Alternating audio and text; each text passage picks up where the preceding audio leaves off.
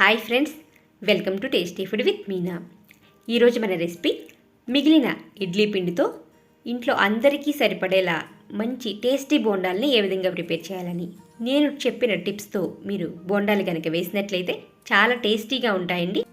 ముందుగా ఒక బౌల్లోకి మిగిలిపోయిన 1 కప్పు ఇడ్లీ పిండిని తీసుకోండి.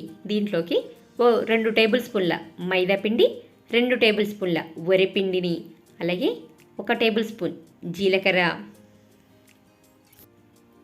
సన్నగా తరిగిన పచ్చిమిర్చి,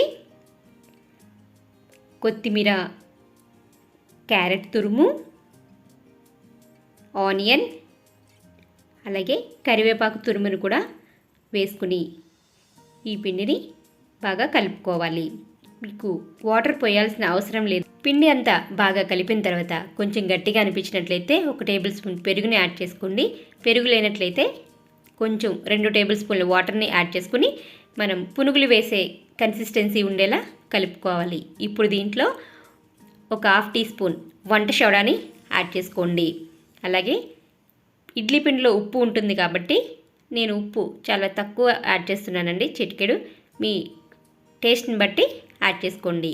ఈ పిండిని బాగా కలుపుకున్న తర్వాత పొయ్యి మీద బాండీ పెట్టుకుని ఆయిల్ హీట్ అయిన తర్వాత చిన్న చిన్న పునుగుల కింద వేసుకోండి. లేదంటే మీకు ఏ సైజు ఇష్టం ఉన్నట్లయితే ఆ సైజులో ఈ విధంగా వేసుకోవాలి.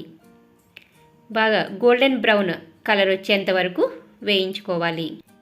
ఈ పునుగుల్ని వేయించేటప్పుడు లో ఫ్లేమ్లో మాత్రమే వేయించాలండి, లేదంటే పైన మాడిపోయి లోపల ఉడకదు. ఇడ్లీ పిండి కదా, అందుకని మీరు లో ఫ్లేమ్లో పెట్టి మాత్రమే ఈ విధంగా తిప్పుకుంటూ వేయిస్తే అన్ని సైడ్లు ఈవెన్గా గోల్డెన్ బ్రౌన్ కలర్ వచ్చేంత వరకు వేయించుకోండి.